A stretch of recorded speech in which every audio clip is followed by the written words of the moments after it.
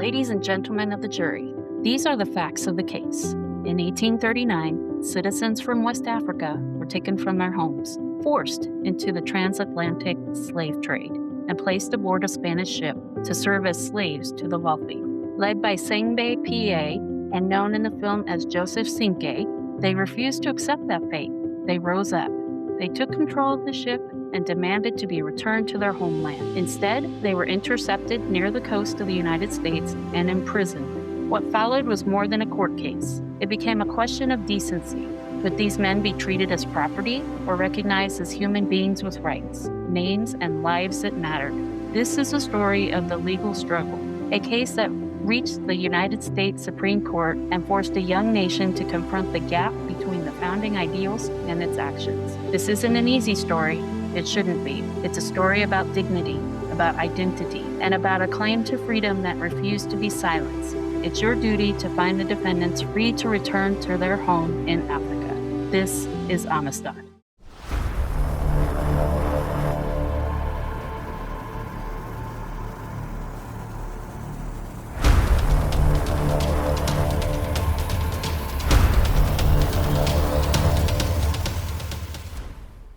Hello, everyone. Before the episode begins, we wanted to give you a heads up. This episode may deal with more mature themes and subject matter, so listener discretion is advised. We understand our viewpoint is not the one featured in this movie, so we try to approach the material from respectful commentary and analysis. We appreciate your understanding and hope you enjoy this episode.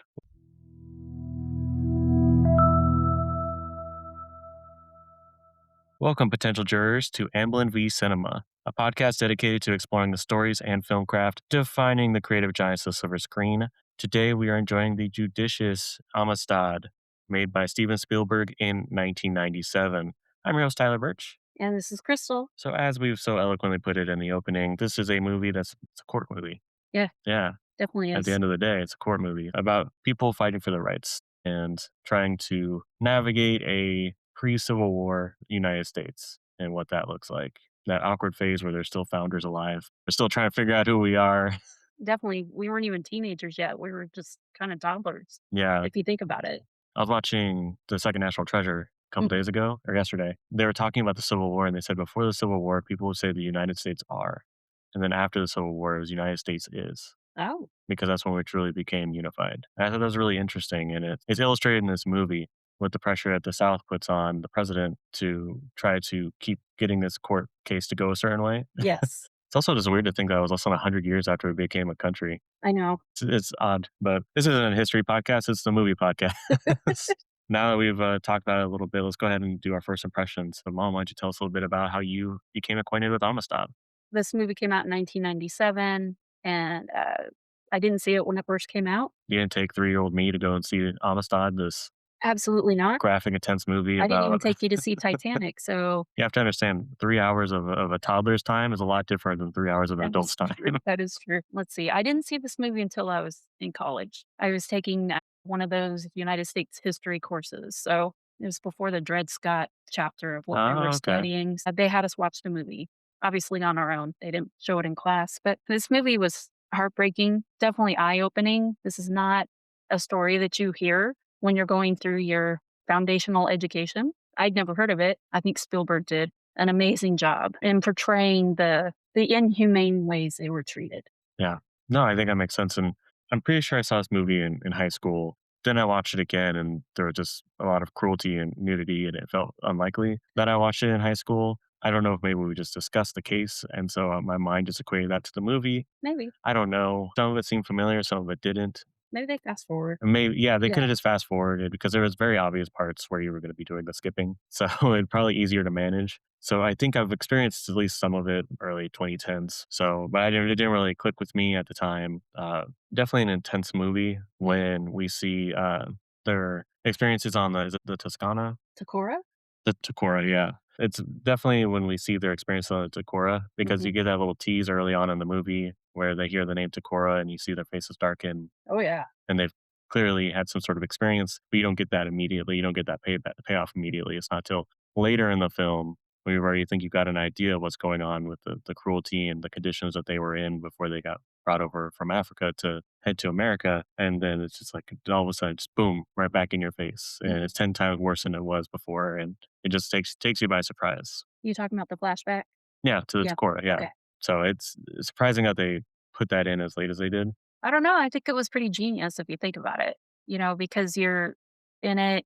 That was during the court case. Sadly, with legal stuff, I kind of, okay, I kind of not detached, but I'm not as riveted, I guess. So when they did the flashback, it brought me right back into, the emotions of the movie.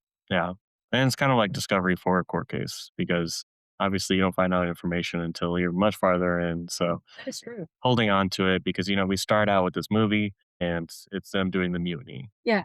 As we go on and we start to learn more about what their actual conditions were, the same as the people that are prosecuting them, you start have your minds change, have your hearts change, and you Hmm. start to buy more into these people deserve their freedom Absolutely. and what they've had to go through, and then what they have to experience with the American judicial system. Hmm. Yeah, so that's pretty much, I mean, first impressions, dark and stormy. Yeah, they shot this movie dark. It was really cool to see Jaimon Hansu early on in his career. I think that was really cool to see him early in his career because he's at this point, unfortunately, he's a character actor, and this was I think his only time being the leading man. Getting to see him in that role so early on, somebody that you see later on in Papa Midnight in Constantine, and you see him in The King's Man as Shola, and a whole bunch of different things that you've seen, big or small, that are related usually to some sort of sci-fi comic book or whatever.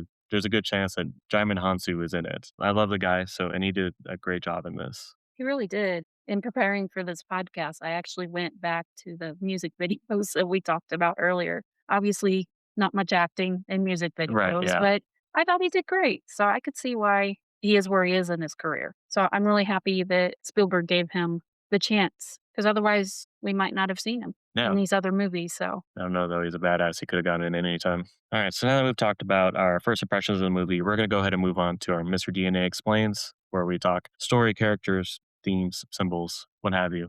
Anything we can about the movie. We're going to go ahead and just jump right into it. Just go ahead and do the characters. I know mom got like a post note or something from Mr. DNA for this week. he sent me a postcard. Sent you a postcard. Yeah. He's on that Alaskan cruise. He invited us. Did you ever get the ticket? I'm pretty sure he invited us when he was already on the cruise. Oh, well, Yeah. okay. Yeah. That little devil. But he is missed. Hopefully, he'll be back for the next episode. Yeah. We'll need his help explaining more. So in his stead, we're going to go ahead and just hop right into the characters, even though when you're supposed to put in an actual vacation request when you leave the company.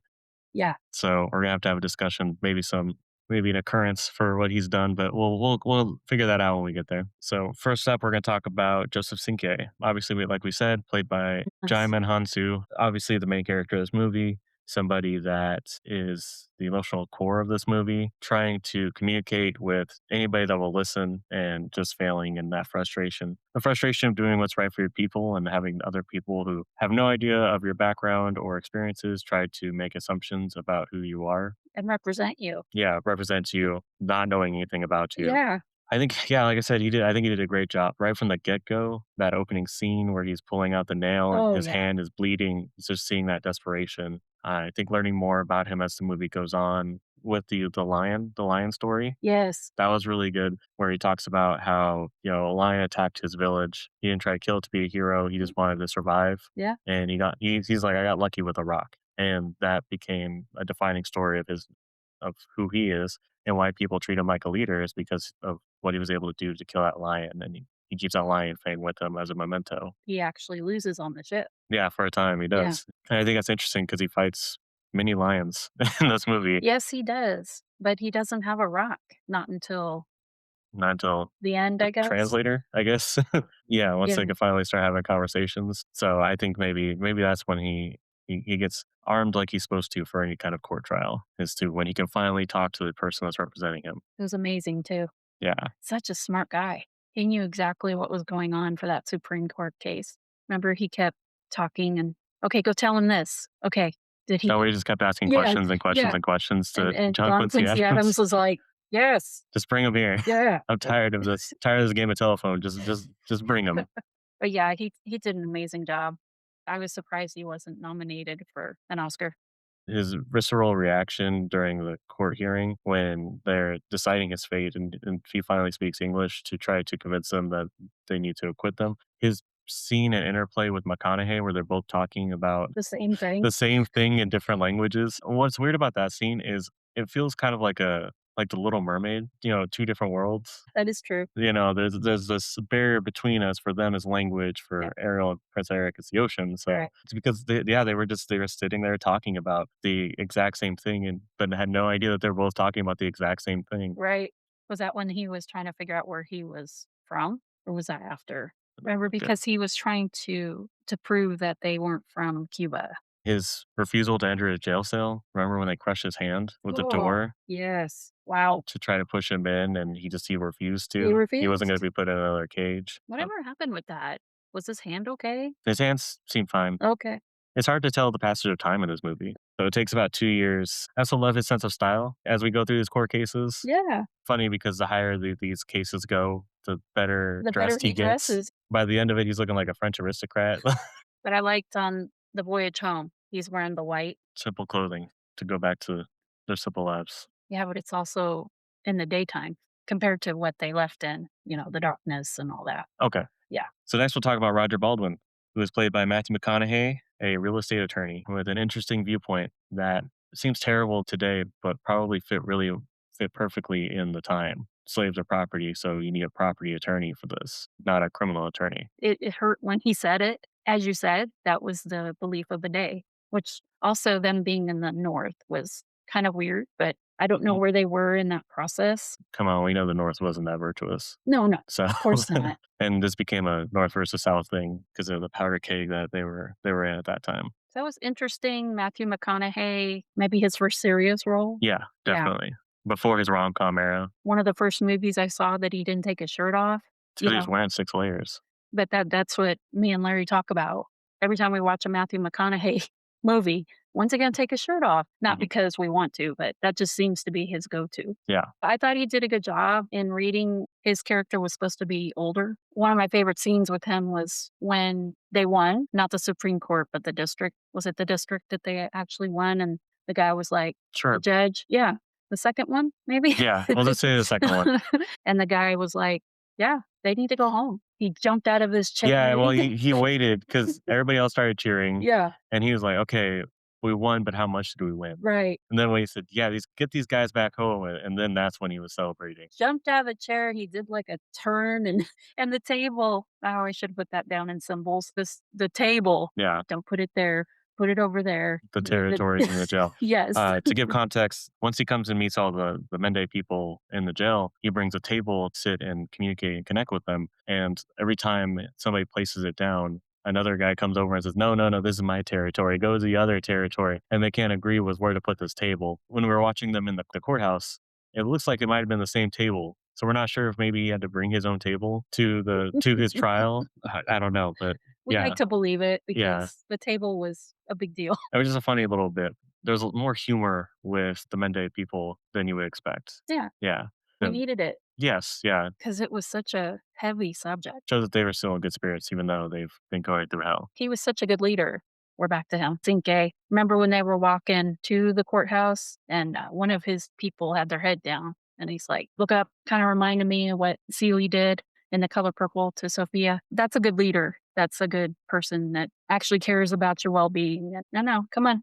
We got this. It's embodying that they can beat you up as much as they want, but Yeah, you can never beat yourself up. that's right. That's when you lose. Yeah. I think it makes more sense for him to be young. Yeah. Only a young person would think this was a good idea Yeah. to fight this battle. I do think that we could have done a better job of fleshing out his motivations for doing it. Yeah. Cause he ended up losing his client. Yeah, he lost his career. It's interesting how many of Spielberg's movies that we're getting now, like where the main character is the good Samaritan and yet they lose everything. Yeah. Because like Oscar Schindler, 'cause after the war ends, He lost he everything. lost everything. Yeah. I can't imagine Roger Baldwin getting a lot after this. There's nothing that was in it for him. That's the weird thing. There was no reason why I was able to buy into him being a good Samaritan Yeah. and him making the decision. I'm gonna represent the Mende people. It doesn't compute. Because in his mind in the beginning, it was, I don't want to say it was the right thing to do, but he's like, I can do it. I know how to deal with property. Yeah. I got this. That's why like the young person works That's because true. he says I can dig on the system. Older people, you're right. Yeah, Right. no, they said no, the system's not going to change. Yeah. I mean, John Quincy Adams did that. Yeah, You better that's why he didn't get into the fight until later. much, much later is because even though this was a case that he was paying attention to and that he cared about, he was stuck in his ways. He didn't think that the government could change. He was falling asleep during meetings. That was amazing. He did a fine job. I won't say it was, exceptionally good, but it was fine. Yeah. Yeah. And that's the thing too about this movie is, like, other than Cinque, the portrayals were just kinda there. Well, so here's what I'm thinking. Okay. Because in Schindler's List, we had Oscar Schindler, Right. which of course he had the arc where Mhm. he was very selfish and then he wasn't. Okay. So Roger Baldwin, he did the good thing and everything, but he wasn't a hero to root for, like Oscar. Oscar was like a hero to root for me as he was going through his arc. Baldwin went through a similar arc, but I didn't feel like he was the hero, like we discussed with Schindler. It really just felt like he was going through the motions the whole time. That's true. Every time they won in court, it was never because of some, like, exciting piece of evidence he uncovered or some amazing political or legal maneuver that he used to be able to pull off the win. Yeah. It would just, "Here's the case. The judge did the right thing. Cool. Next time. Yeah. Here's the case. Judge did the right thing. Okay, cool."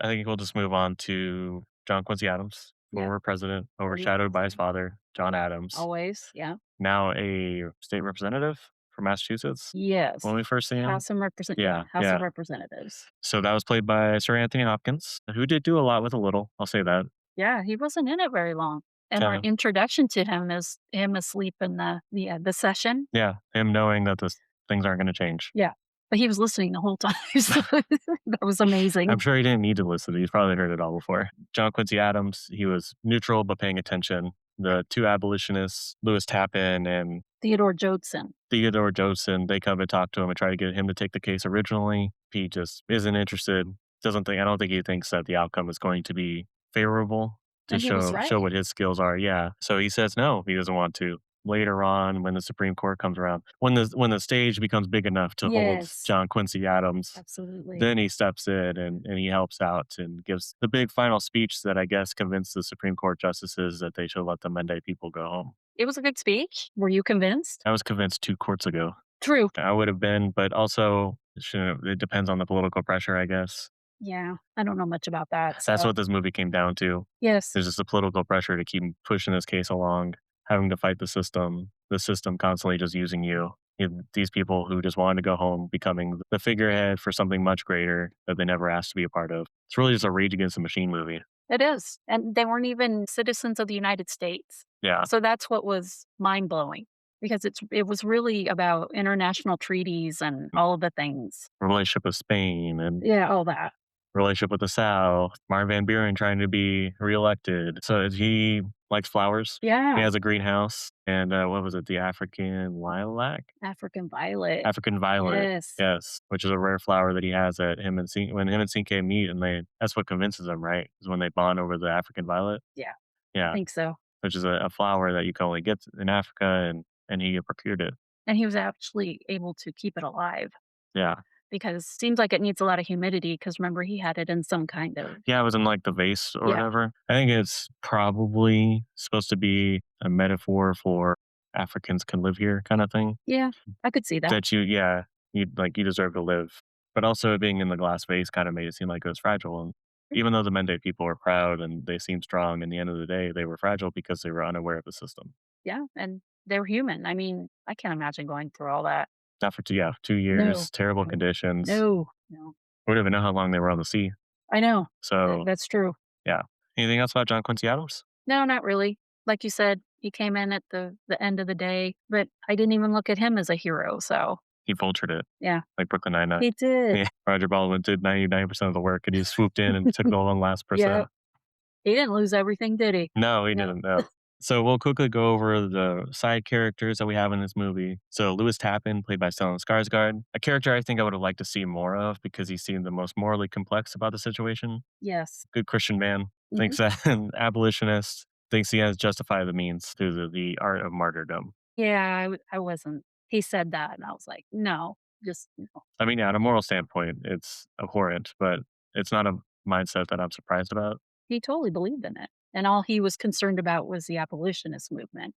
Yeah, the absolutionist movement trying to promote his religion Yeah. like those Christian missionaries that accompanied Yes, Cinque and all of yes. his family back Oh, to yes. Africa. They're gonna save them all, Yeah. telling you. His introduction was pretty strong, talking to Jodson, showing the two different newspaper articles. Yes, One showing like Africa, criminals yes. killing people on a ship, and then slaves liberate themselves. Yeah, right. I love that because it's it's all about a matter of perspective and how you influence the media. And so watching that was just such a fun way for them to introduce the idea of the different viewpoints that are going to be on this case. So I don't know if you noticed the name of the second paper, The Emancipator. Yes. Okay. Yeah. Yeah, Yeah. Yeah. Yeah. I don't remember the name of the first one, but The things are good just the way they are at the time. exactly. Yes, Stellan Skarsgård did a fine job of what he was given. he believed in his cause. And Yeah, the cause is all that mattered to yeah, him. These weren't people to him. These were chess pieces. yeah, That's what the Mende people were to it. Pretty much everybody else in this movie were just pieces that they could use on the board. yeah, And Roger Baldwin is the only person I think that came to realize they're not just pieces on the board. yeah, but it took him a They're minute. humans. It did, yeah. Yeah, And then we have Morgan Freeman appearing as Jodson. You said that he's original for this, right? yeah. He was an amalgamation of different figures of that time. That's so weird to me because he's such a nothing character in this. I know. You create this character. I thought that he'd have a bigger part to play in saving the Mende people, emancipating them from their slavery, something. Other than obviously the fact that he's just a wealthy businessman in the North. We kind of got a little bit in that scene where he got caught up in the chains Mhm. and he was confronted with what slavery actually looks like Yeah, and the cruelty that's involved with it. And that freaked him out. So that was kind of interesting. But overall, not a character we need in this movie. not really. Like I love Morgan Freeman. I think Mhm. he's great in everything. He was nothing in this movie. Yeah. There was one scene in particular where I found it interesting. When the Mende come off the ship and they see him and they start talking to him like, "You look like me, so maybe you understand what I'm saying." And he's looking at him like, "I don't understand you." I found that very telling as to his character. As you said, he was just kind of an extra. Yeah, that could see how to be a good scene. It's a good framework for what this movie is, which is communication language. Mhm. He loves talking about communication in his movies. So, Yes, he does. You are right. and that is the main crux of this movie. That's about it for him. I Yeah, mean, yeah. And then we have Queen Isabella II of Spain, played by Anna Paquin at mhm. 11 years old. I mean, a child. Yeah, playing with her dolls. I mean, she didn't care about what was going on, No, and as she shouldn't. She was 11. she was dedicated though. I mean, up until what, like 1864, Yeah. she was still trying to get some Yes. sort of compensation for this whole affair. Somebody that was constantly trying to pull things behind the scenes so that way she can get some sort of positive out of the situation. Yeah. And then Ensign James Covey, played by Chiwetel Ejiofor, who was a Navy man, I think. Yeah, I think he was captured from what I remember from the movie. He was captured by the British. He was a Yeah. slave, Yeah. but he's a translator. Yeah. And I like the scene where Conahee finds him because he's just talking on the docks and he's just counting numbers in the Mende language as Yeah. he's trying to bridge that gap. Yeah. And that's how Kobe finds him Yeah. and then helps him out to work on this case for months and months at a time. And plus he went with them when they went home. But yeah, so that's all the characters. So we'll go ahead and talk about scenes. So we'll talk about the initial breakout. Like we said, dark and stormy, Yeah. pulling out the nail with his nails, his hands Mm. looking gross. Yeah. Aging Muni killing the captain, I think. Yeah. Just a random person. Okay, It captain. was the captain. Captain. Okay. Well, because then it started talking about the two other people being the ones that were trading the slaves. So I got confused on Yeah, I believe they took out the captain. They kept those 2 alive so that they would be able to sail back. yeah, Yeah. because they didn't know how to sail. Yeah. So quite a shocking way to start, Mm. just with being driven to the point where he was removing a nail from the ground to be able to showing his cleverness that he was able to use that to open up his shackles, Yeah. then taking it over, and then their ultimate undoing being the language barrier, and encapsulates pretty much everything about this movie just from the first few minutes. And yeah, that's how it works with immigrants, you know? They don't speak the language, so they don't understand what exactly is going on. They didn't know that they weren't heading back to Africa until they got captured. Until I got to Connecticut. So I felt like this was a huge contrast, and I kinda made the joke about the Titanic because they had the orchestra. But after all of this happened, somehow he got everybody to be quiet, Cinque, and then this other ship just kinda passes by, they're drinking, having a good time, a Gatsby-like party, and over here you've got bad stuff happening, and they just kinda go by. It was just to me, it was a metaphor. "Yeah, we're having a good time, we're not worried about what's going on over there." Yeah, the contrast. Yeah, For them, it's everything. To yeah, other people, it's nothing. of course. Yeah. Didn't affect them, so No, let's keep going. decadence of luxury. Why don't you tell me about the ship being inspected by the defense? So we kind of touched on it earlier when Jodson and Baldwin go to the ship. They're trying to find something to prove that they weren't from Cuba. So, like you said, then Morgan Freeman got caught up in all the chains. To me, that was eye opening, obviously, to Jodson because he doesn't. Until you see it, I don't think you understand what they went through Yeah, because all they're talking about is, oh, they murdered all these people. For all you know, they were just sitting there sipping wine and they got mad and just took out the crew, yeah. but actually seeing all of the aftermath of the mutiny, which is not the right word for it because a mutiny is when your crew turns on you. And they're gonna call it anything they want to make it sound bad. And I like that the 2 Spaniards are trying to get on before them Oh, to yes. to get the evidence Yes. and destroy it, I'm assuming. Yeah, I forgot about And that. they got turned away because they didn't have the warrant. They didn't understand the system. They didn't know how to play it. Yep. So they got burned, and then that ledger was found. They were for sure going to get it and Yeah. because That they lo knew they were wrong. No, they were just using their political power to try to push this through. They never thought they were right. It was all about money. I mean, the most painful, visceral scene definitely gonna be the Takora. That was Mm, intense in a different way than it was in Schindler's List. Schindler's List, it was still, kind of cold, detached. But in this one, you felt their experiences. Really felt like you were more in the moment than you did at Schindler's. yeah, and Schindler's, I feel like it happened more off camera. Psychological was a Yeah. lot of it, yeah. This one, I mean, you see the people being killed on the deck. I would think I'll always remember that mother with Oh, the baby that Sinke was taking care of in the hold yes, and making sure it was staying alive, and her just going overboard by and nobody choice. noticed. Yeah, just truly dreadful. Really just left an impact on what these people went through on the Takora. Because like I said before this, we only seen their time on the Amistad, and we only had seen when somebody mentioned the Takora, seeing their faces and Mhm. kind of just them grimacing about it. But we didn't really know what it was that they'd experienced until the scene that was much farther into the movie. We didn't even know they'd been on a different ship. They kind of just mentioned the Takora. I was like, oh, okay, maybe it was like a ship they were on real quick to get transported from A to B. But they must have been on it for a while. Yeah. I think probably my favorite scene was when they're doing I think it's the second trial, right?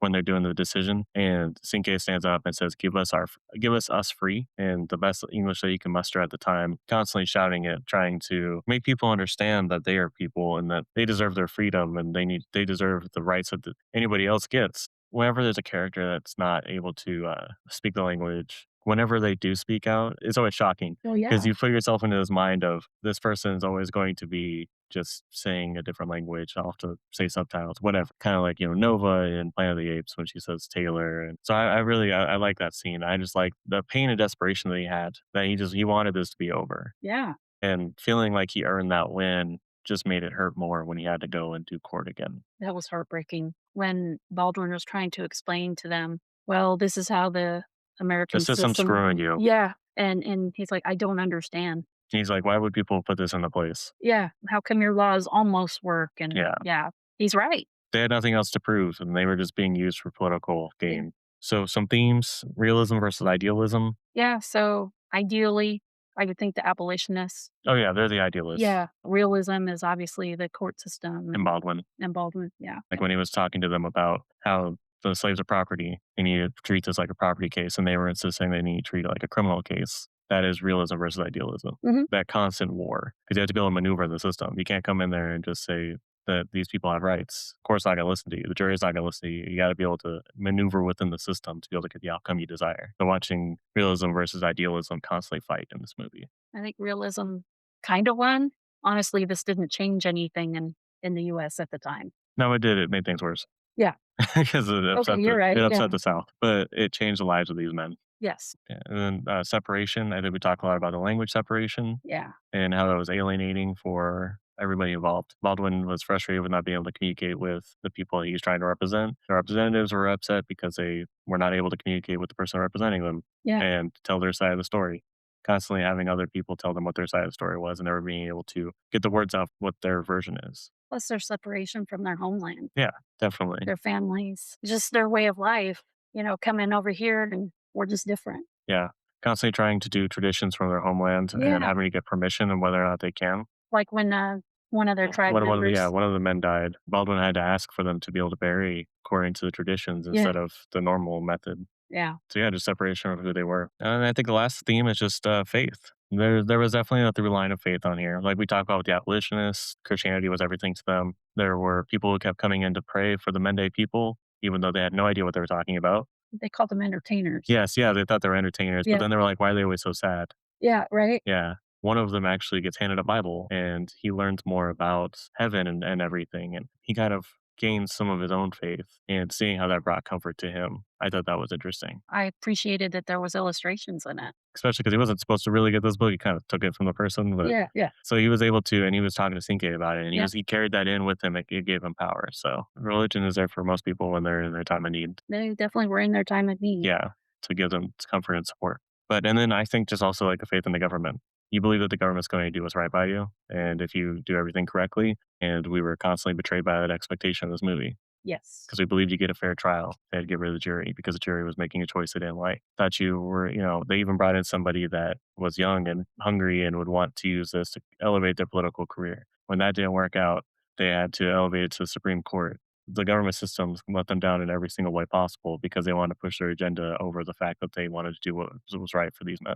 All right, talk to us about symbols. Okay, so we had the nail when he was trying to get free, and then all the blood, and it was hard for him to get it out, obviously, because he was using his finger. To me, that represented them trying to get free of this whole situation. Desperation. All the blood, and it was just all mirrored in what they were about to go through. It was exhilarating when he got the nail out, and then he was able to undo all the shackles. Even having no idea what was going on. I Nope. was like, he did it. He got the nail out. Yeah. Okay. Now we're gonna. Okay. And I'm like, oh, somebody died. What? I'm not sure which side I'm on this. And yeah, you find out more. So him pulling out the nail is just symbol of freedom, symbol of their desperation of what they had experienced already and what they needed to do to get out because they were pushed to that point. I guess you could equate that to Andy's journey digging through to the sewer in Shawshank. If you want it enough and you believe in it, you can make it happen. I think I was smart to pull that out and try to use it on the shackles too. Yeah. I don't know if I would have thought of that. Not me either, but I probably just started bashing him against the railing or something. We don't know if that was his first attempt. He could have done other that's true. escape attempts. You're right. You're right. What else? So then we had the lion's fang. Mhm. Obviously, that was his token. Yes. I don't know, it just reminded him of, yeah, I can overcome this. Yeah. All I had was a rock and I beat a lion, which is a big deal because lions are pretty mean. Yeah. Yeah. Having the fang that he carried around, but then, like you said, they must have found it on the ground or something. Yeah, because they return it to him. Because Yeah. I think that's when he tells them the story. Yeah. And so he's looking at it, he's like, oh, yeah. Not that he was losing faith. Maybe he was, he just wasn't showing it because he was a good leader. But I think returning the fang to him really helped to cement what he was feeling or. Yeah, it was a totem of his strength. Yeah. Yeah. It's easier to remember something if you're constantly looking at an example of it. And he ends up giving that to Baldwin at the end. Yes, he does. Yes. Yes, that was very touching. Part of the goodbye. It's kind of just like him saying that the fight is over, he's won, he doesn't need this anymore. And Baldwin will need it. Yeah, because he's ruined his life. Yep. Tell us about your favorite Coldplay song. I noticed a lot of yellow. Hmm. And you looked it up and it was hope. Yes. I mean, you already nailed that before I even looked Yeah, it I know. up. But it was just confirmation. I liked when he wore yellow. Yeah. It was nice to see because a lot of these scenes were very dark, literally. So to see the yellow, it kind of brightened things a little bit. Didn't he wear it a lot when they were incarcerated? He did, yes. Yeah. Yeah, that was the shirt that he had. I think Baldwin had a yellow hat too. He did have a yellow hat, Yeah. yeah. And plus his hair. Trying to stay away from the hair, but I know. it was very yellow as well in You can't stay away from a the not hair. cool way. I remember I was like, his hair is really yellow. It was very yellow. And it got better as he went along, but oh my goodness. That might be something in production they started it like, Yeah. you know what? Let's do this. It's like with Chris Hemsworth and Thor. Oh, yeah. If you look in the original Thor, he bleached his eyebrows and it looks awful. Oh, So every single other Thor appearance, he's got his normal eyebrows Good. because they realized why would we bleach him if he looked like he has no eyebrows? it really did. And Spielberg loves to use color, so. The last scene was him looking at the sky, the sun, right? Oh, yeah. Yeah.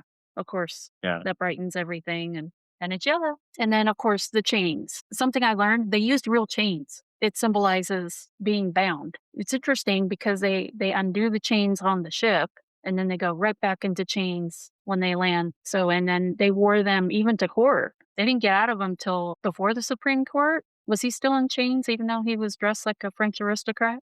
I don't know if he had him on in the Supreme Court case, but there was that moment where John Quincy Adams had to remove the chains. That's true. Remember, then that's when he treated Cinque as an equal. That's true. Yeah. When he came in after all the questions. did he try this? Did he try that? Does America have any treaties with so and so? Obviously, that's a major one, the chains. Yeah, that makes sense. All right, now that we've talked about the silver screen, it's time to go behind the scenes with The Shark Is Not Working. Why don't you go ahead and tell us about the origin story of Amistad? Just like Schindler's List, it started with a book. Debbie Allen, who is a choreographer, she was in Fame Hmm. back in 1981. She's a singer, she's an actress. I mean, she does all the things. Very talented woman. She discovered the story of La Amistad after she graduated from Howard University, and she learned about the Amistad case from a historical novel by William A. Owens called Slave Mutiny: The Revolt on the Schooner Amistad, and it was written in 1953, and then they republished it in 1968 under the title Black Mutiny. And you said the mutiny word wasn't correct. Yeah, I'm telling you. I know, and they keep using it. She hadn't learned about it in college, so she felt like it was a story that needed to be told, which I completely agree. And Morgan Freeman actually in one of the interviews had kind of said, "Oh, well, America kind of swept it under the rug," which, This is wild. I know. So I'm really glad that she felt that it needed to be told. We talk about Schindler's List a lot. She saw Schindler's List. She had been shopping around this book for, I don't know, 10 years or something. Okay. So it was quite a while. And she approached many different directors to try to get this made. And she was John Singleton and Spike Lee. They didn't take it on because they didn't think they would be able to get financed for it because they were Black directors. Totally valid concern. Yes, absolutely. So she kept shopping around. She saw Schindler's List and she thought, you know what? Steven might be able to understand because obviously she could see his soul in the movie. So I guess she had 25 minutes to convince him. Okay. And then, so Spielberg says, quote, she impressed upon me the importance of the African culture, and this film industry does not make movies about African subjects. And Debbie was passionate. And then she says, why can't Hollywood change? Which, very valid point. To this point, we've had mostly stories about white people in history. Up to 2026 as well. Yes, absolutely.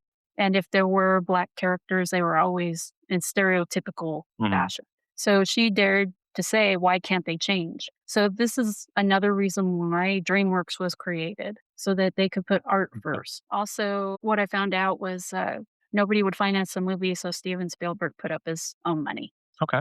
That's cool. Yeah, but You that's said a very Spielberg thing to do. Yeah, and you said that this was a movie that he made for some of his story is children that he adopted Yes, to leave something behind for them. yes. Yeah. So I think that's great. I think him having a personal connection to the story that he's telling is always going to lead to a better result. He always has a personal Yeah. connection. That's what we love about it. Even though the quote in my book was that he dried it out too much. There was a lot of legal, You can't change the story completely, but after the second yeah, court case, like the second court hearing, I was just like, bro, we're doing this again. yeah, And they're not unique enough for me to be able to keep track of what's happening with all of right. them. Yeah, I would say it's definitely a dry movie to watch. Unless you're into law, Yeah. then you're there. Or if you like rain, there's a lot of rain in it. Oh, yeah, Yeah. that's true. She's also a producer. I forgot to say that. Awesome. She also taught them how to dance. She choreographed for She the choreographed, African yes. cast members. Okay. So next we have casting and cameos. Songbae PA, aka Joseph Sinke, was the last role to be cast. I think it was only a few weeks before they were filming. 9 weeks. 9 weeks before they were filming. Spielberg would have delayed filming for this for up to 2 years if he hadn't found the right cast member. And remember, he did this within 12 months with Lost World and Saving Private Ryan. This was right in the middle. So this showed how much he was dedicated to trying to tell the right story, give the best experiences he can for this project. Jimon Hunsu answered a cattle casting call. Yeah, that's where they invite a whole bunch of people. They look through your headshots and, okay, no, he doesn't fit. And it's just, Interesting. Yeah. Okay. So after he got the go ahead, he was asked to audition and thought it was to be an extra. Like Yeah. we said, didn't have much of a career before this. No. Wasn't anticipating, I think, in Hollywood to be asked to be a leading man. Apparently, Will Smith and Seal wanted the part. This wasn't a Serious Will era, so No, not yet. that makes sense. And Seal, I don't know anything about. He did your favorite song from Batman 2, Kiss on the Rose, Kiss from a Rose. Is it Kiss from a Rose? Yes, yes. Yeah. Not really Yeah. bona fides for why you should be in this movie. But apparently, Steven Spielberg wanted Cuba Gooding Jr. for the part, but he had just won the Oscar for Jerry Maguire and turned it down, believing he was on to bigger and better things. Yeah. Snow Dogs, I guess, Yeah. is the bigger and better thing. Suffice it to say, he regretted turning it I would say down. so, yeah. I can't really remember a 2000s Cuba Gooding Jr. movie other than Snow Dogs Maybe Radio. because I was like 9. Yeah, I really can't. Other than Nothing that, else really stands out to me. We said Theodore Jotson was an amalgamation of other figures of the time. Steven wanted Morgan Freeman to play Kobe, the interpreter, which would have been a better role, but Morgan asked to be Jotson instead. Considering his age and Yeah. pedigree, it makes sense to choose this character that seems like it's going to have a more prominent role. I just don't feel like it went that way. I wonder what got cut. Maybe there was more. It's 2.5 hour long movie, though. I can't imagine a whole lot got cut. Yeah. Just Story was played by actual Supreme Court Justice Harry Blackmun, and Dustin Hoffman was approached to play John Quincy Adams, but he refused. What's going on with Dustin Hoffman? He just Hook was at it. Hook was it. I mean, maybe he was doing another project. I just don't think you look at John Quincy Adams and it's not a sexy role. I mean, they put Anthony Hopkins in a bald cap for it Oh to my God. I to get know. the look right. Yeah. We're like, oh, he is so aged up. Yeah, they made him look older than he does now. I know. So go ahead and tell us about the writing. This did not have 9 drafts, which I was Didn't. surprised with. Yes, I know. Or at least they didn't say it did. So David Franzoni, which also wrote Gladiator, which was in 2000, I Yeah. believe. His primary source of research was Howard Jones's 1987 nonfiction book, Mutiny on the Oh, that's Amistad. crazy. Jamon Hansu is in Gladiator too. Yeah, he was. Yeah, Yeah, so- You're right. So he did the nonfiction book, Mutiny on the Amistad, the saga of a slave revolt. Revolt was the word I was looking for. Ah, okay. Okay. And its impact on American abolition, law, and diplomacy. And of course, You can tell it's nonfiction just by how long that oh title yeah, is. I know. Steven Zalian also worked on the script. He punched it up, like he normally does. But it said there was some kind of legal wrangling and then he didn't get credit for it. So I'm not sure what happened Who there. knows? I didn't deep dive into that. I'd like a job where I just come in and punch up a script. Right? But I would want my name out there. Nah, it's fine. Money's money. Did he get money though if you're not credited? I don't know. I Yes. don't know how that works. I'm sure he did. I hope so. Unless you're saying that Spielberg is a sleaze and he doesn't pay his people. No. That's what you're implying. So, No. So there was not much for production. yeah, I see that. Yeah. I think they filmed it in 48 days, Okay. which he's getting tighter on his filming. There weren't that many locations in this one, at least, so you didn't have to jump around a lot. There was Puerto Rico. There was Really, Puerto Rico. for the African scenes. Oh, interesting. Yeah. Let's see. That's like a couple days tops. Probably. There wasn't that much in Africa. The ships, I'm sure they just redressed the Amistad for the Decorah. In real life, the actual event took place in New Haven, Connecticut. They couldn't film there, so they recreated. Who's New Haven, Connecticut, to be so high and mighty Oh no! to not allow a Spielberg production to be out there? No one knows what you are, Connecticut. Wait, New Haven is where Yale is, isn't it? Sure, maybe. I know Yale. I don't know Connecticut. Yeah, I don't know what happened there, but New Haven. yeah, at least this was before the Canada. Everybody films in Canada because it's cheaper. So the city's harbor, obviously you needed, was recreated in Mystic, Connecticut. A way cooler name. Yeah, New Haven. High and mighty New Haven. you're really bothered by that, aren't you? It just seems ridiculous. So the streets and the squares, What is Connecticut's capital? Tell me right now. Hartford. Damn. All right. So the streets, the squares, and jail and courthouse were in Newport. Newport Yep, in Rhode Island. Even Rhode Island's getting some of this action. New Haven. New Haven. We see you. So do you want to talk about our buddy Janis Kaminsky? Giannis. Giannis, I'm so sorry. I have tried so hard to pronounce everybody's name correctly. We're doing the best we can. I know, I think know. people understand that. Don't worry. But I'm not changing the way I say John Lennon All right, fine. until he comes and tells me. Then I'll say I'm sorry. Now my knees in tears. I'm dishonored you. Guy from Push. I loved you in that movie. Don't forget he did Blood Diamond too, which was Oh yeah, he an did. excellent. No, he did so much. I Like it's know. I'm so glad that. Guardians. He keeps himself afloat. Yes, so. he does. But every time he shows up, it just makes me happy. All right, so Janis Kaminsky, the cinematographer. Janis was inspired by Francisco Goya, a Spanish painter known for psychologically dark allegorical paintings. That's why we keep talking about the storms, Yeah, the foggy nights and everything. That Victorian look, I think you can call it. Victorian. Yeah, yeah. He was inspired to use the undersaturated colors for the courtroom scenes. That means that they're muted. Because if it's saturated, it's vibrant colors, Yeah, right? vibrant. Okay. And for the scenes on La Amistad, he used Dutch tilt shots, along with lightning and rain to make the mutiny feel otherworldly. Yeah. Or the revolt, as we're calling The it now. revolt. Yeah. Yes, the revolt. So yeah, I just learned what Dutch tilt shots were. I was pretty excited. I keep looking for books or something to teach me about all this stuff. And Yeah, this is, so if you don't know what a Dutch tilt shot is, I mean, it sounds exactly like it is. Yeah. It's literally just a tilted shot. If you ever watch a movie with Kenneth Branagh directing it, there's always Dutch tilt shots. He's a very big fan of those. So if you ever watch Thor or any of the like Murder on the Orient Express, Death on the Nile kind of ones, if you watch any of those, you'll notice that there's a tilt shot in it all the time because that's just his, I guess, his favorite, His signature. his signature. Yeah. Yeah. All right. Tell us about the music. What's All our main right. man up to? So John Williams again. Obviously, the score was amazing. It always is. He knows how to match a scene to music. He knows how to put you in the direction of how he wants you to feel about the scene. He did use a poem. Really? Yes, he used a poem called Dry Your Tears, Africa, Your Children Are Coming Home. And it was written in 1967 by French speaking Ivorian poet Bernard Benlin Dadi.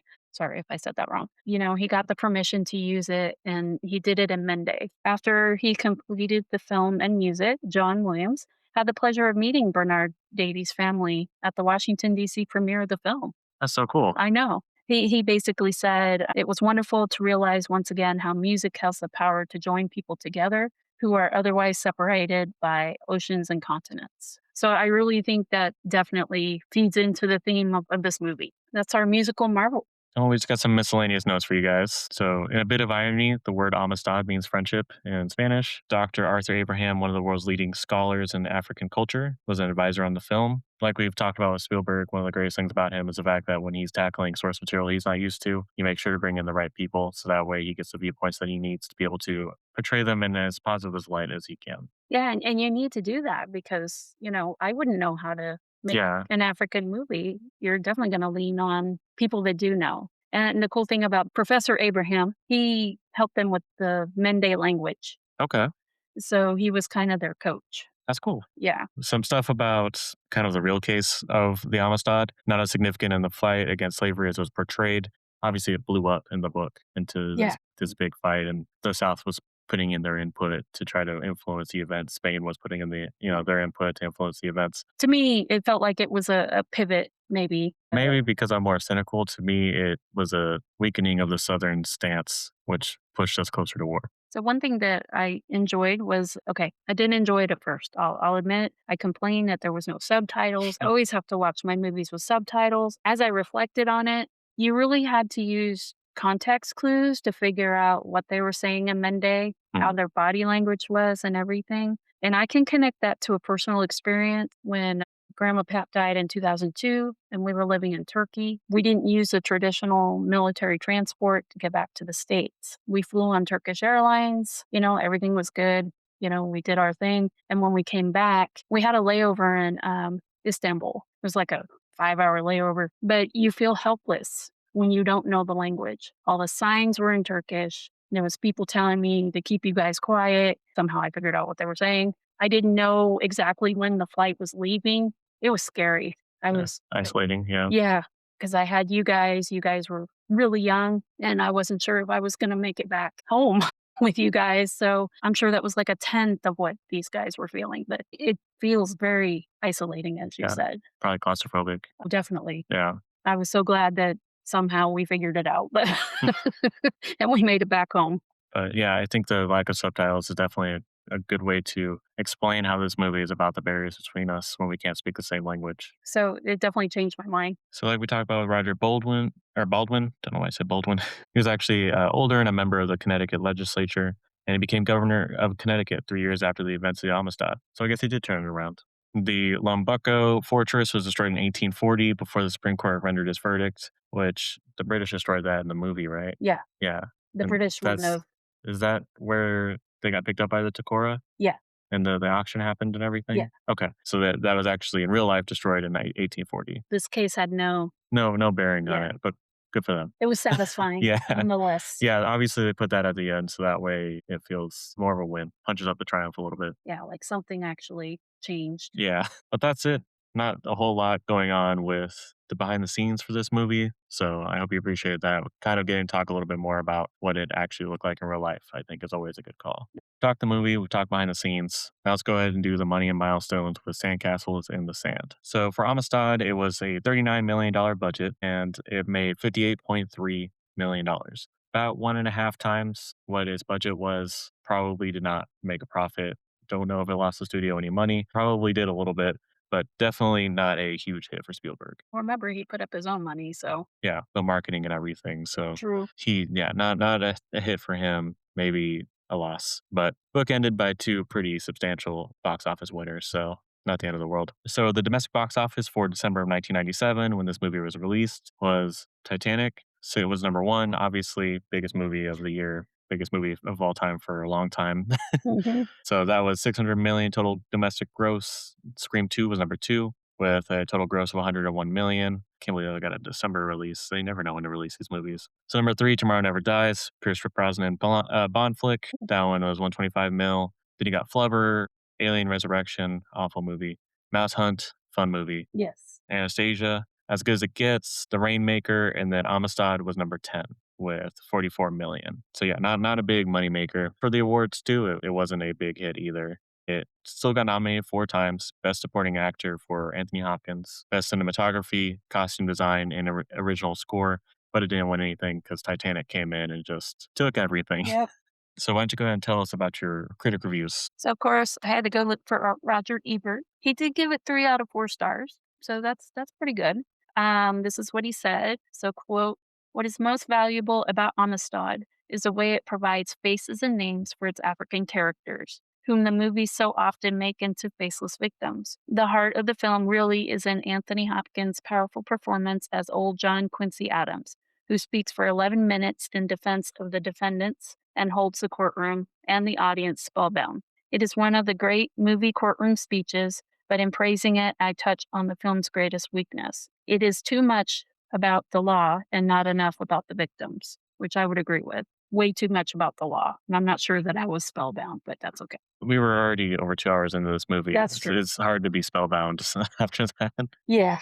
Janet Maslin from the New York Times, she said, quote, "Amistad demonstrates what it really means. It's the ability to use images like this flashback to create the full empathy and immediacy the subject matter deserves. It's the creative means to bring any experience home to an audience, whether it comes from a faraway planet or from our underexplored past. To make an expensive holiday movie about a shameful chapter in American history simply because one thinks that's the right thing to do." I was surprised it came out in December. So, Rotten Tomatoes, we got 78% on the tomato meter and 79% on the popcorn meters. Okay, Wasn't horrible. about 4 out of 5. It's a good first watch. So, what did you give it on your Letterboxd? Gonna go with 3 stars on it. Wasn't particularly engaging. Really liked the performances, but overall, it just felt bloated and yet somehow not a lot happened. Yeah, I don't have, like, a cutesy review on this Yeah. one. It's just I just like to see where Jabon Hansu came from. Why don't you go ahead and tell us your rankings? My first is Indiana Jones: The Last Crusade. Second is Schindler's List. Third, Indiana Jones: Raiders of the Lost Ark. Four, Jaws. Too many J's. Number 5, Jurassic Park. Number 6, E.T. the Extraterrestrial. 7, The Color Purple. 8, Duel, still hanging in there. 9, Indiana Jones: Temple of Doom. 10, Always. 11, Close Encounters of the Third Kind. 12, The Sugarland Express. 13, The Lost World: Jurassic Park. 14, Amistad. 15, Hook. 16, Empire of the Sun. 17, 1941. I'm going to be honest, it almost beat 1941, but it had historical value for me. Oh, So, that's intense. I Okay. mean, like you said, it was very bloated and I would probably never watch it again. And it's not because of the direction or anything. It's just, you see it once. Oh, yeah, that's something. And, it inspired me to go on a little bit of deep dive. So it did what it was supposed to do, bring awareness and possibly more info. So, what about you? So for me, number 1, Jurassic Park. Number 2 is Jaws. 3 is Schindler's List. 4, Last Crusade. 5, Raiders of the Lost Ark. 6 is E.T. 7 is The Color Purple. 8 is Duel. 9, Temple of Doom. 10, The Lost World. 11 is Close Encounters of the Third Kind. 12 is Sugarland Express. 13 is Hook. 14 is Amistad. 15, Always. Then Empire of the Sun. And then 1941. All right. Well, don't forget to also go out and give us a 5-star review on your podcast player of choice. We'll read it on the air. If you're on YouTube, give us a like, comment, subscribe. We're always trying to help with the outreach. Tell your friends. We would love to get more people to listen to us talk about these movies. Mhm. Next week, we will be talking about Saving Private Ryan, so 1998, Tom Hanks. Before we close, I know that usually these don't come out in real time, but I wanted to acknowledge that James Van Der Beek did pass away from cancer. He was in Dawson's Creek. Obviously, he was Dawson. He was a huge Spielberg fan. He always had the movie posters around his room. And at the end of the series, he got a call from Spielberg, and Spielberg also donated money to his family's GoFundMe. So I wanted to put that out there. Well, it seems fitting for our outro. Through amazing stories and unforgettable characters, we are introduced to those incredible worlds we only dare imagine. And in the process, we discover ourselves. This is Tyler signing off. And this is Crystal. And don't forget to notice the purple.